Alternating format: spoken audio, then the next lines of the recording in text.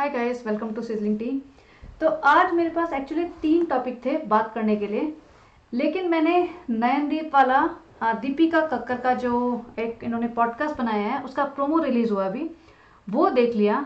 और मुझे लग नहीं रहा कि मैं बाकी 2 टॉपिक्स पे बात कर पाऊंगी, क्योंकि मेरे पास इसी के लिए इतना कंटेंट हो जाएगा। क्योंकि जो प्रोमो में इसने बातें की है ना, वो हाईली अनोइंग है। मैं बहुत बार दीपिका को, मतलब जैसे होता ना, एक लोग कहते थे कि सॉफ्ट कॉर्नर है, इस वजह से मैं उसको बहुत सारी चीज़ें इग्नोर कर देती थी। और मुझे लगता था इस बंदी ने काफ़ी झेला भी है और बाकी करा भी है बहुत लोगों के लिए। तो बहुत सारे नेगेटिव पॉइंट्स भी हैं, तो चलो जाने दो, क्योंकि she has suffered a lot in her life, जिस तरीके से पोर्ट्रे करती है और जिस तरीके से हमें दिख रहा है। तो लेकिन ये औरत मतलब बहुत ही अजीब है, बहुत ही अजीब।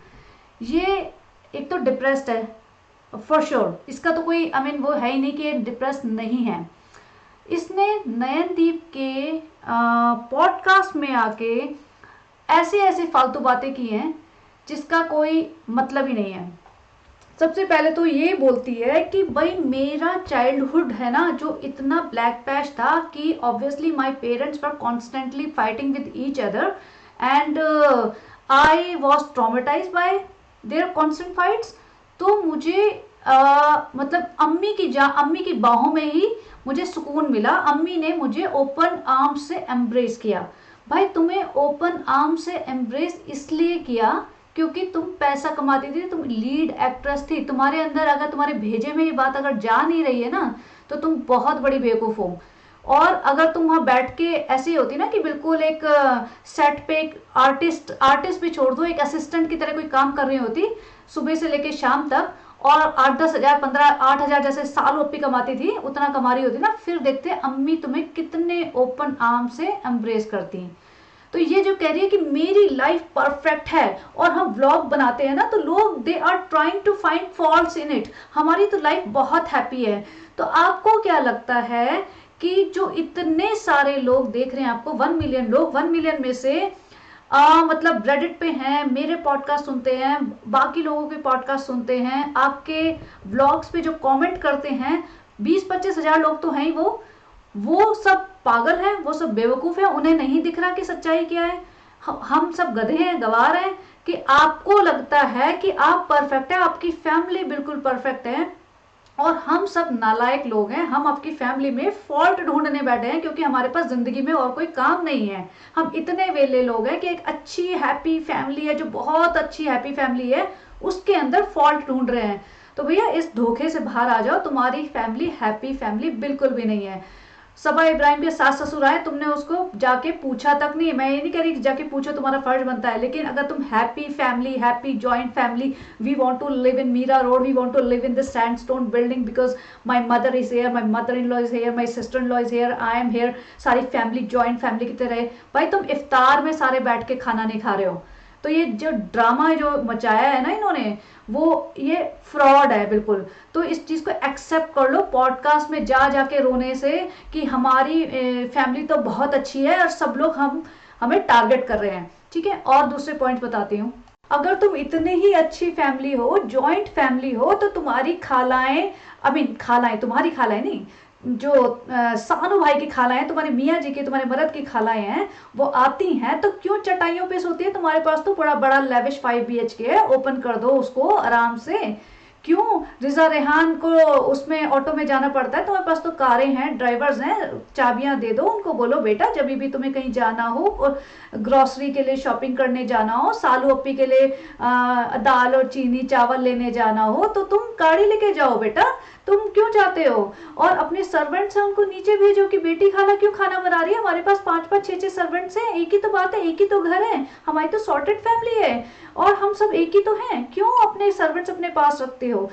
क्यों सबा इब्राहिम तुम्हारे घर में पहले के जैसे नहीं आ सकती कि भाभी भाभी करके तुम्हारे घर में पूरे दिन घुसी रहे, तुम्हारे किचन में घुसे और तुम्हें शूट करती रहे खाना बनाते हुए, जैसे पहले तुम सारे दिन खाना बनाती थी, और सबा इब्राहिम फ्री का तुम्हें शूट करती थी, अपना कंटेंट बनाती थी, वीडियो डाल देती थी। अब क्यों नहीं कर सकती तुम्हारे 5 BHK में सबा इब्राहिम शूटिंग? क्यों नहीं बना सकती हो फुल ऑन वीडियोस तुम्हारे 5 BHK में?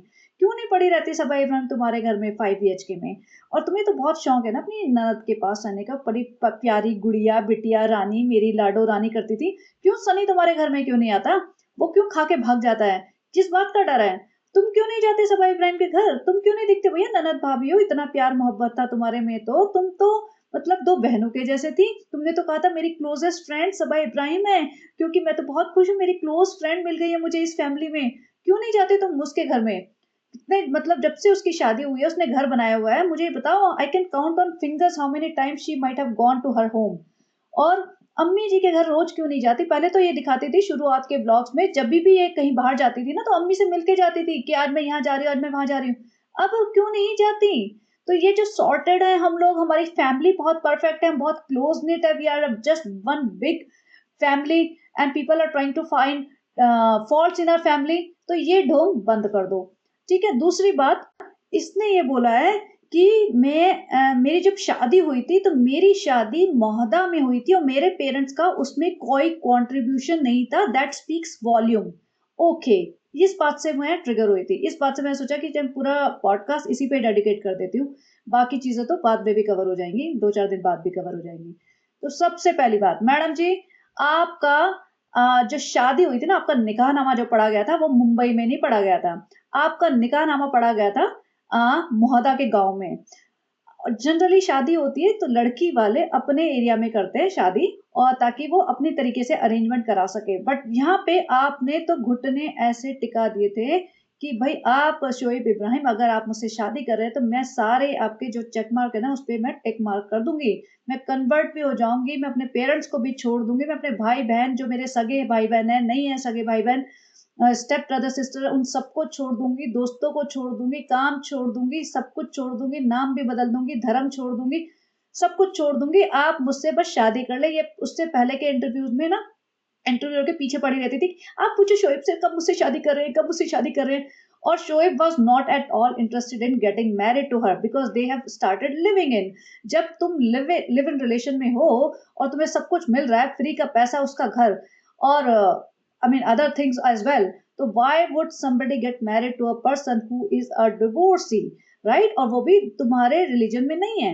तो यहाँ तो पूरी फैमिली को मजे आ रहे थे, क्योंकि शोएब इब्राहिम तो ही was not working at that time, और शोएब इब्राहिम ने पूरा गांव अपना, मतलब गांव इन द सेंस अपनी पूरी फैमिली को इसके सर पे लाद दिया था, but she was still happy. She was the financial provider for his entire family. जो भोपाल से उठ के यहाँ आ गए थे, पापा जी को स्ट्रोक आया हुआ था शोएब के, और Deepika Kakkar was the person who was taking care of his expenses, medical expenses, ये सब इसको एक्सेप्टेड था। इसकी शर्त यही थी, भाई मुझसे शादी कर लो। मुझे ये समझ नहीं आता कि ये इतनी इंडिपेंडेंट लड़की थी। इसने खुद ही अपने ब्लॉग्स में बोला है मल्टीपल टाइम्स कि मैं और अम्मी एक किराए का फ्लैट लेके, पीजी वीजी लेके हम लोग रहते थे, and I use to manage everything. जब बंदा अकेले काम करना शुरू करता है ना, मुंबई जैसी सिटी में या कहीं पे भी, किसी भी सिटी में, तो that person has to manage multiple things on her own. Like कैसे तुम्हें ट्रैवल करना है, कैसे नेटवर्किंग करनी है, किससे बातें करनी है, कब जाना है, कहाँ से क्या चीजें अवेलेबल होती है, तुम्हें बिजली का बिल, पानी का बिल, रेंट का सामान, बाकी घर के सारे खर्चे कैसे चलाने हैं, सब तुम सीख जाते हो, and you become a smarter person. लेकिन इसको अपनी इमेज ऐसी क्रिएट करनी है कि मैं बिल्कुल अबला नारी हूं, तुम्हारे ही कदमों में बैठी रहूंगी, तुम्हारे ही टुकड़ों पे पल रही हूँ, जबकि रोटी ये कमा रही है भाई, टुकड़ों पे पूरा पूरा खानदान उसका पल रहा है। लेकिन इसने एक ऐसे नैरेटिव सेट कर दिया है just to boost his ego, कि ऐसा ना हो जाए शोएब इब्राहिम को थोड़ा सा भी लो फील हो जाए कि I am inferior to her. Actually, he knows it very well that he is very much inferior to her. But इसको लगाना है कि नहीं भाई शोहेब, मेरा एग्जिस्टेंस सिर्फ तुम्हारी वजह से है, मेरा कोई जैसे होता है ना, आइडेंटिटी ही नहीं है मेरी अपनी। और इसने जो अपने माँ बाप को शेड किया ना कि मेरे माँ बाप ने मेरी शादी में कोई कंट्रीब्यूशन नहीं दिखाया, भाई अभी इसीलिए ना मैंने ना इसकी शादी के वीडियो की फोटोग्राफ्स निकाले हैं थोड़े, और क्लिप्स दिखाती हूँ। ये शादी ना, मैं कह रही हूँ कि 50,000 में शादी हो गई होगी, वैसी वाली शादी थी। ये मोहदा की गलियों में इन्होंने सिर्फ अपने कपड़े पहने थे, और शोएब ने अपने कपड़े पहने थे, और सारा शो ये स्पॉन्सर्ड था, इन्होंने वीडियो बनवाया था, और जिस तरीके की शादी थी साफ पता चल रहा था कि इसमें कितना खर्चा हुआ होगा। That time Deepika was the only earning member, और शोएब मतलब ही वॉज नॉट डूइंग एनीथिंग। और इसने कहीं ना कहीं अपने वीडियोज में कहीं बताया था, आई क्लियरली रिमेंबर, कि she wanted to get married in Mumbai in a nicer place, in a nicer hotel, but he was adamant कि मुझे अपने गांव में शादी करनी, बिकॉज इसके दो रीजंस हैं। शोएब वेरी वेल न्यू कि हमें पैसा बचाना है so that he can use that money on his family, and he wanted to show in his village that oh he is getting married to an actress, because तब दीपिका एक अच्छी खासी known personality TV actress हुआ करती थी। अभी तो मतलब ठीक है, ही उसका नाम आज भी है, बट उस टाइम तो उसका नाम अच्छा खासा जाना जाता था, सिमर सिमर कहते थे उसे। ससुराल सिमर का में वो लीड एक्ट्रेस हुआ करती थी। तो he wanted to create an image of himself in his village, plus उसको पैसा बचाना था, तो इसने बोला हम मोहदा में कर लेंगे सस्ते में। एंड दीपिका वहां पे शादी करने गई। मैं इसकी फोटोज लगाती हूँ यहाँ पे, आप देखते रहिए। Actually I wanted to add some humour to this pictures, but मैं थोड़ा सा ना एजिटेटेड हूँ, शायद मैं ऐड कर भी ना पाऊँ। लेकिन आप ये शादी का लेवल देख लीजिए, इस शादी में लोग जो आए हैं उनका लेवल देख लीजिए, इस इंसान का लेवल देख लीजिए, जो पर्दे और ईंटों के कच्ची ईंटों की जो गलियां हैं उनका लेवल देख लीजिए। आपको साफ पता चल जाएगा इसमें कितना खर्चा हुआ है। इसने अपने माँ बाप की बेइज्जती करी है कि मेरे माँ बाप का कोई कंट्रीब्यूशन नहीं था। भाई तुम्हारे माँ बाप ने तुम्हारी खुशी के लिए तुम्हारी पहली शादी करी, जो कि रौनक सैमसन से हुई, और तुम खुश थी क्योंकि वो obviously it was a love marriage and you wanted to get married to him, तो उन्होंने एक्सेप्ट कर लिया। Even though you were pretty young at that time, but उन्होंने शादी की, दोनों का कंट्रीब्यूशन रहा होगा उसमें। बट वो शादी नहीं चली, ठीक है, बहुत सारी शादियां नहीं चलती for whatever reason, we are not getting into it. जब आपकी वो शादी नहीं चली और आपने शोएब इब्राहिम के साथ दोस्ती करी और उसके बाद आप उसके लिविंग में रहने लगे, तो आपके माँ बाप खुश थे? नहीं होंगे ऑब्वियसली। देखो पेरेंट्स जब बच्चे की शादी करते हैं ना, या लव मैरिज हो या अरेंज मैरिज हो, they look for lot of things. वो सबसे पहले उसका फाइनेंशियल सिक्योरिटी देखते हैं। नंबर वन ये होता है लड़की की शादी के लिए कि लड़का शरीफ है, फाइनेंशियल सिक्योरिटी है या नहीं। ये नहीं कि लड़के की शक्ल बहुत सुंदर है और मस्कुलर है और उसकी मसल्स 15 इंच के डोले हैं उसके, उससे फर्क नहीं पड़ता। शरीफ होना चाहिए एंड फाइनेंशियल सिक्योरिटी और फैमिली बैकग्राउंड थोड़ा ठीक होना चाहिए, ये सब चीजें इंपॉर्टेंट होती है। एजुकेशन एंड ऑल, एजुकेशन के मामले में zero, he is a drop out, ठीक है। फाइनेंशियली उसके पास कुछ भी नहीं था, वो he was not working for last couple of years. Deepika ही सब कुछ प्रोवाइड करती थी, सारे बिल्स और सब कुछ उस दीपिका के घर में ही ये रहता था। दीपिका ही इसके पेरेंट्स का, इसकी बहन का खर्चा उठा रही थी, और इसके पास कोई काम था नहीं, ना फ्यूचर में कुछ दिख रहा था। जब फाइनेंशियली जीरो है, पूरी फैमिली दीपिका के ऊपर डिपेंडेंट है, तो कोई भी लड़की के पेरेंट्स चाहेंगे, समझाएंगे उसे, क्योंकि they know the future, they know कि भाई नहीं, ये अच्छी चीज नहीं है, ये तुम्हारे अगेंस्ट जाएगी, ये शादी शायद या तो नहीं चल पाएगी या तुम इतने ज्यादा परेशान हो जाओगे इनकी फाइनेंशियल नीड्स पूरी करते करते। तो पेरेंट्स को थोड़ी सी अकल होती है, because they are mature, they have more experience than you. तो पेरेंट्स ने मना किया होगा, बहुत समझाया होगा। फर्स्ट ऑफ ऑल ये लिव इन रिलेशन में रहने लगी, तो ऑब्वियसली शायद उसके लिए भी समझाया होगा, and then finally she wanted to get married to him, तो उसके लिए भी मे बी हो सकता है they were not very happy about it. And another thing, Deepika's parents are separated, तो ऐसा नहीं है कि they can sit together and decide everything on their own. और तीन ही जने हैं इनकी फैमिली में, कोई ज्यादा लंबी चौड़ी फैमिली है नहीं। और दीपिका ने जिस तरीके से दिखा दिया ना कि मेरे पेरेंट्स ने तो कुछ कंट्रीब्यूट नहीं किया, शोएब ने ही और शोएब की फैमिली ने ही सारा वेडिंग प्लान की। अब आप वेडिंग की हालत देख लो और इसमें ये बता दो इसमें कितनी प्लानिंग चाहिए। इन्होंने कपड़े पहन के 4 दिन पहले या 2 दिन पहले से मोहदा पहुंचे थे। ये जो छोटा मोटा टेंट वेंट लगाया है, ये जो पिंक कलर की जो पगड़ियां इन्होंने बांधी हैं, इसमें कोई कंट्रीब्यूशन, कोई मेजर प्लानिंग की जरूरत नहीं पड़ती। इतनी बड़ी बड़ी बातें करना, एक पब्लिक प्लेटफॉर्म पे आके अपनी माँ की बेइज्जती करना, जो माँ सिंगल हैंडेडली इसके बच्चे को संभाल रही है। और मैं सच कहती हूँ कि बच्चे को संभालना is not a small task. पूरा एनर्जी लग जाती है, पूरी एनर्जी लग जाती है, यू गेट ड्रेन्ड आउट। दिन में रात में वो उठता है, चलता है, भागता है, फिरता है, जहां पे भी जाता है पूरे टाइम उसकी माँ लगी रहती है। मास्टर शेफ के सेट पे सुबह से शाम तक धूल फांक रही होती है उसकी माँ। इसको ये सारा कंट्रीब्यूशन नहीं दिखता जो शुरुआत में कभी कुछ हुआ होगा, छोटे मोटे चीजें, और सबके साथ होते हैं, हर पेरेंट के साथ होता है, हर बच्चे के साथ होता है। बच्चा जो चाहता है, हर पेरेंट उसको वो सब करने नहीं देता, क्योंकि उन्हें लगता है कि कुछ गलत ना हो जाए। तो उस चीज को तुम इतना बड़ा चढ़ा के हर बार उन्हें, मतलब they are literally throwing her parent under the bus, कि इन्होंने ही मेरी वजह से मतलब मुझे कभी सुकून से नहीं रहने दिया। तो ये सुकून मिला है तुम्हें इस फैमिली में, सही में अगर तुम इसे सुकून कहते हो ना, तो हैट्स ऑफ टू यू। आप ना अपने लाइफ को रेट्रोस्पेक्ट कीजिए और देखो कि तुम क्या कर रहे हो और सुकून असली किसे कहते हैं। हाँ, आप ये सब देखते जाइए। इसकी फोटोज जो मैंने लगाई हैं, पीछे गांव वाले ऐसे ही खड़े हैं, एक सिंपल सी मतलब कार में गेंदे के फूलों की मालाएं लगा दी इन्होंने, और शोएब ने जो पगड़ बांधा हुआ है, सहरा बांधा हुआ है, आई मीन उसके ऊपर भी 10 रुपए की माला थी, वो मैं दिखाऊंगी आगे। और ये सब दिखा रहे हैं कि इसमें इन्होंने जैसे पड़ा 7 स्टार होटल में, या जैसे होता है ना डेस्टिनेशन वेडिंग प्लान की है, जिसमें करोड़ों रुपए लग गए हैं और बहुत मेजर प्लानिंग की जरूरत थी, और मेरे माँ बाप ने कोई कंट्रीब्यूट नहीं किया। भैया तुम्हारे माँ बाप तैयार होके तुम्हारे साथ खड़े हो गए ना, ये भी उन्होंने बहुत कर दिया। अगर असली होते ना, थोड़े भी वे सोचते कि नहीं मेरी बेटी बिल्कुल ही गलत कर रही है, वो शायद वहां पे भी नहीं जाते। वो तुम्हारे लिए तुम्हारे साथ वहां मौदा जैसे गांव में जाके तुम्हारी वेडिंग अटेंड कर रहे हैं, जहाँ पे कोई फैसिलिटी नहीं थी, जहाँ पे उनके लिए कोई मतलब ढंग से अरेंजमेंट नहीं था, वहां चले गए और तुम्हें आशीर्वाद दे रहे हैं, और शोएब को आशीर्वाद दे रहे हैं। That was more than enough, you do not deserve more than this. तो चलिए जी, यहाँ देखो सालों पे एकदम पूरा अपना टूटा हुआ दांत लेके मजेदार ठुमके मार रही थी पूरा। एक तो इसको गजरा बांधना ना हाथ में, पता नहीं इसको क्या फिक्सेशन है ऐसा गजरे से हाथ में बांध के इसको पूरे टाइम, देखो किसी खाला ने नहीं बांधा, लेकिन इसने बांध रखा है आज भी। और आज भी इसको गजरा मिल जाए ना हाथ में, सबसे पहले चढ़ा लेती है। फ्रेंड्स हमें गजरा बहुत अच्छा लगता है ऐसे हाथों में चढ़ाना। और पूरी भीड़ देख लो, एकदम गांव की लोकल भीड़।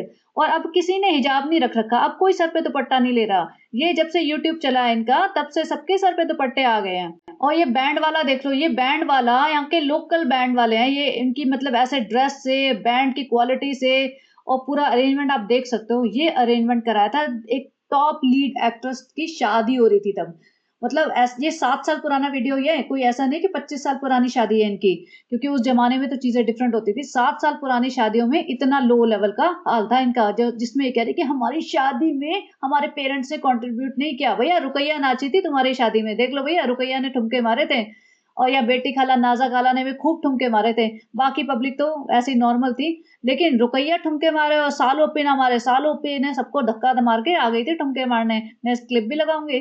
सालों पे ने कहा दांत टूटा हुआ तो क्या हुआ, ठुमके तो पूरे मारने आते हैं मुझे। वो अब बात और है कि फ्रेंड्स हमारे से तो हिला भी नहीं जाता क्योंकि हम प्रेग्नेंट है, डॉक्टर ने कहा कि तुम तो बात भी मत करा करो, तुम्हारी सांस चढ़ जाती है। फ्रेंड्स हमें वो वाले दिन याद आते हैं जब हाथों में गजरा बांध के मौदा की गलियों में ठुमके मारते थे।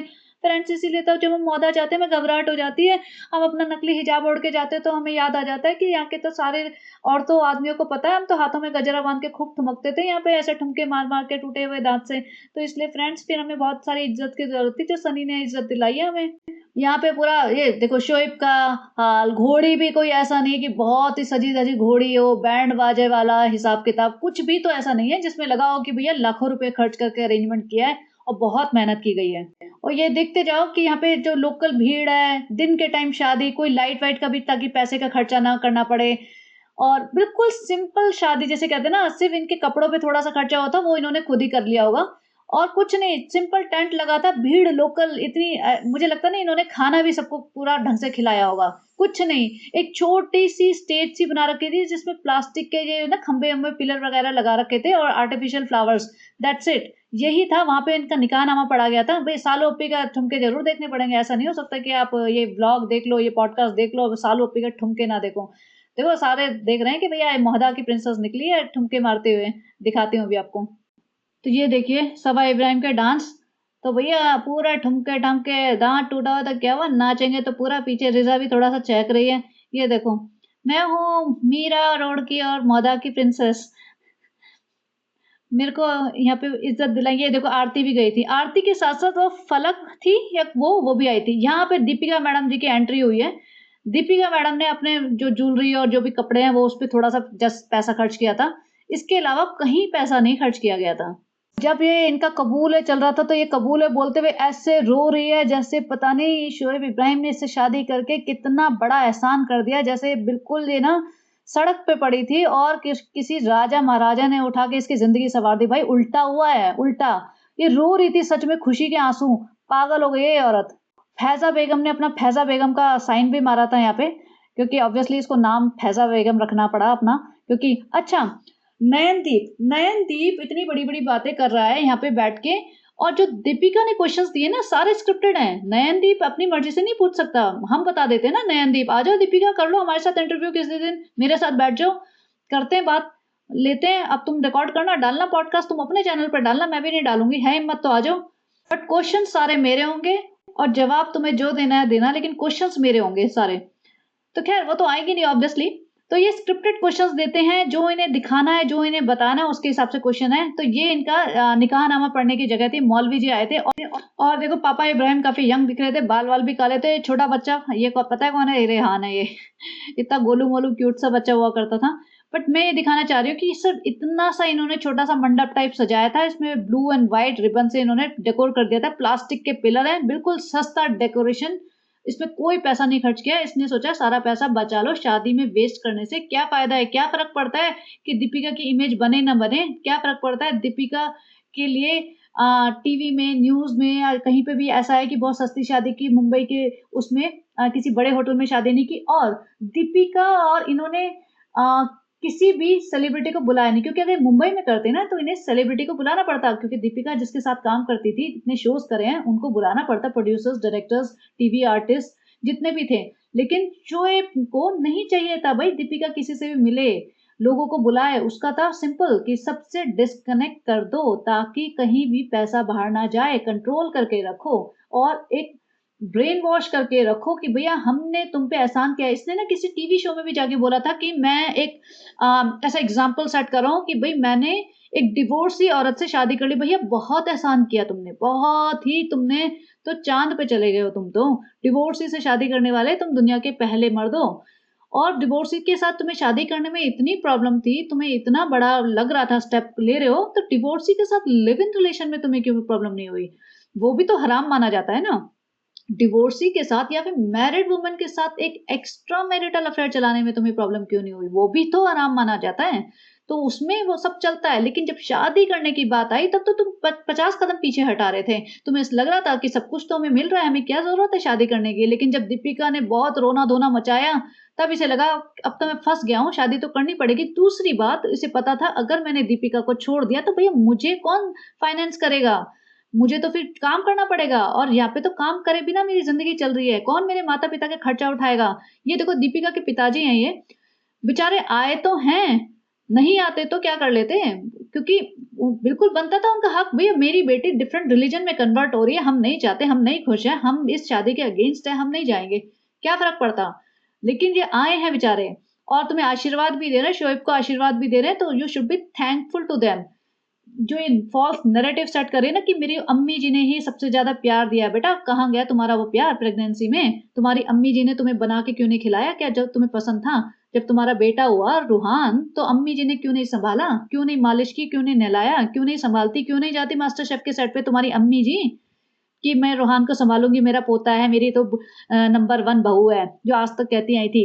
क्योंकि उस टाइम कोई और कमाने वाला नहीं था। जब कोई और कमाने वाला आ गया ना, जो शोएब इब्राहिम का यूट्यूब चैनल चल पड़ा, सबा इब्राहिम का यूट्यूब चैनल चल पड़ा, उन्हें लगा मेरे बच्चे 2 स्ट्रॉन्ग पिलर बन चुके हैं जो मेरे खर्चे तो उठा ही लेंगे, तब तुम्हारी जरूरत नहीं थी उन्हें, उनकी लाइफ में। तब उन्होंने तुम्हें प्यार से साइडलाइन कर दिया कि भैया तुम अपनी प्रेगनेंसी संभालो, तुम अपना बच्चा संभालो, हमें नहीं है जरूरत तुम्हारी। तो ये जो दीपिका कर रही है, देखो पिताजी फूलों की चादर लेके चल रहे हैं, दीपिका की माँ पीछे है और दीपिका की जो फ्रेंड है फलक, वो भी साथ में है। फलक कहाँ गई? गायब हो गई ना। अब तो अब फलक की बात भी नहीं होती है, शादी में तो ले गई थी तुम उन्हें। और यहाँ पे ये जो निकाह के बाद शोएब ने इसको हाथ पकड़ के ऐसे स्टेज पे खींचा, लोग पीछे अपना अपना काम कर रहे हैं, किसी को कोई इंटरेस्ट नहीं है, कोई खड़ा नहीं हुआ, कोई कुछ नहीं। ये इनका वीडियो शूट हो रहा था, क्योंकि वो वीडियो तो शूट करना ही पड़ेगा ना, इतनी बड़ी एक्ट्रेस की शादी हो रही है तो। लेकिन वीडियो शूट में भी क्वालिटी देखिए, मतलब आज के जो वीडियो शूट होते हैं, और आज के भी नहीं, आज के 5-7 साल पहले भी जो शादियां होती थी उसमें भी जो वीडियो शूट होते थे लोगों के, कितने अच्छे प्रोफेशनल लेवल के होते थे। यहाँ तो वीडियो शूट भी ऐसा हो रहा है कि पीछे भीड़ आ रही है, कोई बच्चा आ रहा है, कि किसी का कुछ दिख रहा है, किसी का कुछ, कोई पिलर दिख रहा है टेढ़ा हो रहा है। ये इनका प्रोफेशनल वीडियो शूट हो रहा था, वो भी किसी मौदा का ही कोई सस्ता सा बंदा उठा लिया होगा इन्होंने। और ये देखो 10 रुपए की तो माला, 100 रुपए भी नहीं लगे माला में इसके, भाई 100 रुपए वाला ही माला चढ़ा देते हैं। मतलब ये, इससे मैं दिखाना चाह रही हूँ कि कितनी सस्ती सिंपल सी शादी थी, और दीपिका ऐसे कह रही कि मेरे माँ बाप का कोई कंट्रीब्यूशन नहीं था, and that it me, and that's why I am making this podcast. ये देखो जो फोटोशूट हो रहा है प्रोफेशनल वाला, इसमें जैसे मैंने बोला कि कुछ प्रोफेशनल लग नहीं रहा है। और यहाँ पे जो डेकोरेशन की है वो भी आपको पता चल जाएगा, कोई बड़ी मेजर डेकोरेशन नहीं है। और दीपिका ये जैसे गोल गोल घूम रहे थे, पीछे एक बच्चा बैठा हुआ है, वो वेट कर रहा है कब तो सब लोग जाएंगे, कब मैं खाना खाऊंगा या डेकोरेशन हटाऊंगा। ये इससे पता चलता है प्रोफेशनलिज्म। इससे पता चलता है भैया तुमने कितना अच्छा फोटोग्राफर हायर किया है, क्या लोकेशन है, कितना खर्चा किया है। और आज के लोग देख लो किस तरीके से वीडियोस बनाते हैं। ये टीवी आर्टिस्ट वाले लोग हैं, इनको पता है कौन सा कैमरा एंगल। यहाँ पापा जी आ रहे हैं कॉर्नर में, यहाँ रोमांस चल रहा है, यहाँ पे दूल्हा दुल्हन का पापा जी भी आए हुए हैं। भैया पापा जी को तो हटा लेते हैं यहाँ पे ऐसे। वीडियोग्राफर को लग रहा होगा मैं जल्दी से वीडियो शूट करूँ, खाना खाऊं, पेमेंट लूं, निकलूं। तो यहाँ से पता चल जाता है ना तुम कितने अच्छे लेवल के वीडियोग्राफर हो। कहाँ से लिया है इन्होंने वीडियोग्राफर। तो ये जो कह रहे हैं ना कि भाई बहुत हमारे पेरेंट्स ने, मेरे पेरेंट्स ने, दीपिका कहती है ना, कोई कंट्रीब्यूट नहीं किया है। तुमने उनके लिए ऐसा क्या कर दिया, तुम ये भी तो बता दो। तुम भी 15 साल से तो कमा ही रहे हो। तुम्हारे पेरेंट्स ही बेचारे हमेशा करते रहेंगे क्या? तुम्हारी माँ तुम्हारे साथ रही, खुद ही बताते पीजी में रही, तो बहुत बड़ा कंट्रीब्यूशन है ना माँ का। बेचारी छोड़ के पुणे वूने जहाँ पे भी रहती थी, आ गई ना अपनी बेटी के साथ कि भाई बेटी की सेफ्टी बनी रहेगी, एक साथ बना रहेगा। तो उन्होंने तो अपना कंट्रीब्यूशन किया। कंट्रीब्यूशन सिर्फ पैसे से ही नहीं होता, कंट्रीब्यूशन एफर्ट से भी होता है। और ये इसकी मेहंदी वेहंदी की फोटो है, ये सब वहीं हुआ था। मोहदा के नानी जी का घर है ना, आप सबने देखा ही होगा। वहीं बैठ के बेटी खाला के वो पुराने वाला टूटा फूटा सा घर था, जो छत पे वो चूल्हे में रोटियां बनाती थी, वहां बैठ के वो बड़ी खुश थी कि मेरी तो भैया पता नहीं कहाँ अमेरिका में शादी हो गई है, राजकुमार मिल गया है मुझे। और आज भी ये डिल्यूजन में है, डिल्यूजन में नहीं है। आज ये इसे ब्लाइंडर्स लगा रखे हैं। She doesn't want to see the reality. She knows what is reality but she doesn't want to accept it. And Nayan ने आई थिंक कोई दूसरा क्वेश्चन रेज किया होगा, तो उसके उसमें क्योंकि उसका ट्रेलर था तो सारी चीजें तो नहीं दिखाई, तो उसके उसमें बोला था I would never ever target a woman and tell that she can abandon a baby a child a girl and I was very affected when I was pregnant with Ruhaan. भाई जब तुमने अबेंडन नहीं किया, जब तुम्हारी बेटी है ही नहीं, तो how come it was affecting you. अगर ऐसा कोई र्यूमर आ जाए कि भाई दीपिका का कोई एक और हस्बैंड भी है और वो हस्बैंड है ही नहीं, तो फिर that rumour should not affect you. Rumour can affect you only if it has some fact to it, if it has some truth to it. तो ट्रुथ तो है ही, क्योंकि इसने ये नहीं बोला कि नहीं मेरी बेटी नहीं है, इसमें भी इसने घुमा फिरा के बातें की है बहुत सारी। तो ये जो बोल रही है ना, इसने अपना इंटरव्यू खुद सेट किया है, इसने खुद नयन को बुलाया है और इसने खुद क्वेश्चंस दिए हैं, इसने सारे आंसर्स पहले से प्रिपेयर कर रखे हैं। She just wants to clean her image, she wants to come out clear कि भाई मैंने कुछ भी गलत नहीं किया, मेरी फैमिली अभी भी परफेक्ट है, हम अभी भी बहुत क्लोज निट हैं, हम सारी एक फैमिली हैं और मेरे को बहुत प्यार मिलता है इस फैमिली में जो मुझे आज तक कभी नहीं मिला। And I do not have any other child other than Roohan. So ये इसका नैरेटिव है। And obviously she is planning to come back to TV serial, daily soap जैसे होते हैं। कभी हम कभी तुम के डायरेक्टर या प्रोड्यूसर है कोई, उससे मिली है, उसने स्टोरी डाली हुई है इस पे, इसके साथ तो बात चल रही होगी तभी इन्होंने स्टोरी डाली है। ऐसे नहीं कि वो बात करने गई होगी या रिक्वेस्ट करने गई होगी। तो देखो इन्हें समझ तो आ गया कि रमजान के महीने में इनका पीक टाइम होता है पैसा कमाने का। And obviously views are not as same as they were like few years ago. तो इन्हें समझ आ गया कि धीरे धीरे हमारा 1-2 साल में तो बिल्कुल ही यूट्यूब करियर खत्म हो जाएगा, चौपट हो चुका होगा। और ऑब्वियसली इनके खर्चे ज्यादा हैं एज कम्पेयर टू सबा इब्राहिम। सो इन्हें चाहिए वापस से टीवी शोज, वापस से काम। और जनाब को तो कुछ मिल नहीं रहा है, तो दीपिका को फिर से टीवी में आना पड़ेगा। वो जो सपने दिखाती थी ना कि मेरा तो सपना था हाउसवाइफ बनने का, मेरा सपना था मास्टर शेफ बनने का, मेरा सपना था एक स्टोर खोलने का, डिजाइनर बनने का, भाई वो सारे सपने इसके टेम्परेरी होते हैं। अब लेबल डीकेआई का क्या हुआ? वो लेबल डीकेआई पे 17 आउटफिट है सिर्फ अभी, और उस पे उसके बारे में कोई बात नहीं कर रहे हैं। पहले इतने इसने ब्लॉग बनाए लेकिन वो जैसे होता है ना बबल की तरह बस्ट हो गया। अब उसके बारे में कोई बात नहीं हो रहा है। मास्टर शेफ में दोबारा आई है ऐसा सुनने में आया है। हो सकता है ये इनकी स्ट्रैटेजी हो, या हो सकता है कि दीपिका कक्कर बाहर हो गई हो, उसके बाद मास्टर शेफ की टीआरपी कम हुई हो और उन्होंने दोबारा से अप्रोच किया हो कि भैया तुम आ जाओ, थोड़ा बहुत पैसे वैसे ज्यादा दे देंगे या तुम्हें सेकंड मतलब फाइनल तक ले जाएंगे या जिताने के कोई प्रॉमिस किया हो सकता है। वो सब होता है, ये सब चीजें रियलिटी शोज में। और दीपिका का जो हाथ का दर्द का नाटक था वो तो भैया फ्लक्चुएट करता था, और ये हाथ का दर्द तो गायब हो गया जैसे मास्टर शेफ छोड़ा। रमजान के महीने में तो इसने एक बार भी अपना ब्रेस नहीं पहना, न लेफ्ट में पहना न राइट में पहना। अब तो ये पापड़ भी तल रही है, अब तो ये सारा मिक्सर ग्राइंडर भी यूज कर रही है, गुलगुले भी तल रही है, अब सब कुछ हो रहा है। और दूसरी एक और चीज़ मुझे इसकी अनॉय की थी, लास्ट टॉपिक है, उसके बाद आई विल क्लोज इट। अब लेटेस्ट इसका ब्लॉग था, उसमें वो शोएब से पूछी थी, शोएब का था या दीपिका था, आई डोंट रिमेंबर क्लियरली। उसमें वो शोएब कह रहा था कि हमें इफ्तारी डिस्पोजेबल प्लेट्स में मिलती है, तो वहाँ पे किचन में उसका हाथ पकड़ के कह रही थी कि शोएब मैं चाहती हूँ कि और प्लेट्स खरीद लूँ, मैं चाहती तो थी लेकिन मैं लेना चाह रही थी, और फिर अगर मैं लेती तो तुम मुझे वहीं पे छोड़ के आ जाते। अब शोएब बताओ, प्लीज़ बताओ, मैं ले लूँ? अगर तुम हाँ बोलते हो तो मैं अभी ऑर्डर कर देती हूँ, प्लीज़ बताओ, मुझे अब से बहुत डर लग रहा था, मेरे लेने का तो बहुत मन करता। रियली ये इमेज तुम दिखाना चाह रहे हो? तुम फाइनेंशियली इतनी स्ट्रांग हो कि सारी प्रॉपर्टी, सारी कारें, सब कुछ तुम्हारे नाम पे हैं, तुम्हारा बैंक बैलेंस है, तुम्हारा आज भी नाम है, लोग तुम्हें नाम से जानते हैं, तुम्हारे इंस्टाग्राम के सब्सक्राइबर्स या फॉलोअर्स जो भी बोलो वो बाकी दोनों भाई बहनों से ज्यादा हैं, तुम्हारे यूट्यूब के फॉलोअर्स तुम उनसे ज्यादा हैं, तुम आज भी एक नोन नेम हो। तो ये अबला नारी बनके कि तुम मुझे वहां छोड़ आते अगर मैं प्लेटें ले लेती, या तुम मुझे अप्रूवल दो then only I can buy dinner plates, ये जो दिखा रही है ना ये नौटंकी कि मैं बहुत रिग्रेसिव फैमिली में एडजस्ट हो चुकी हूँ, मेरा कोई अपना पर्सनल ओपिनियन नहीं है, मुझे हस्बैंड का अप्रूवल चाहिए प्लेटें, चम्मचे और कटोरियाँ लेने के लिए भी, और बाकी भले मैं कितना भी पैसा कमा लूँ, यूट्यूब से कमाऊँ चाहे इंस्टा से कमाऊँ, चाहे मैं अपने शोज से कमाऊँ, चाहे मास्टर शेफ वाले मुझे दोबारा अप्रोच कर रहे हैं, क्योंकि without me their TRP is going down, but still I have to take approval from my husband to buy some plates for the iftari. Very good, slow clap. तो ये जो सिर्फ ड्रामा है ना, ये बहुत ज़्यादा ड्रामा सिर्फ यूट्यूब की ऑडियंस के लिए है, क्योंकि इसकी मेजॉरिटी ऑडियंस एक बहुत रिग्रेसिव माइंडसेट से आती है। उन्हें बहुत अच्छा लगता है कि औरतों को दबा के रखा जाए, औरतों को हस्बैंड से अप्रूवल लेना पड़ेगा हर चीज़ के लिए, भाई छुरे चमचे कांटे लेने भी हैं तो उसके लिए भी हस्बैंड से अप्रूवल लेना पड़ेगा।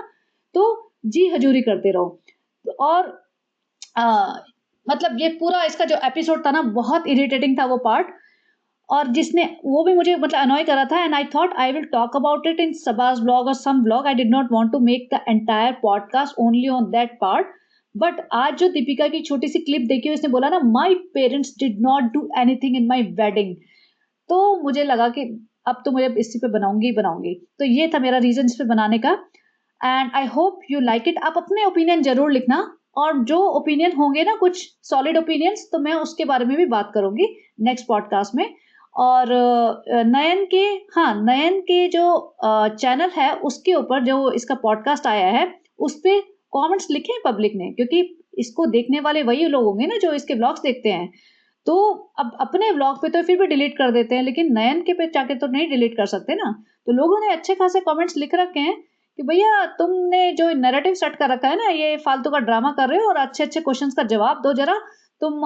हाँ ये इंपॉर्टेंट क्वेश्चन कि नयन, किसी ने बोला कि नयन तुम इससे पूछो कि इसने बोला था नच बलिए में हमारे यहाँ मंदिरों की घंटियां भी बजती है और अजान भी, हमें तो 5 साल तक तुम्हारे मंदिर की घंटियां नहीं दिखी, हमें तो तुम दिखे नहीं कभी मंदिर की घंटियां बजाते हुए, या गणेश जी को तिलक लगाते हुए, या कोई फेस्टिवल, हिंदू फेस्टिवल मनाते हुए, नवरात्रे मनाते हुए, कंजक करते हुए, या होली दिवाली अपने घर में पूजा करते हुए, हमें तो नहीं दिखे। तो वहां पे स्टेज पे कितनी बड़ी बातें की थी।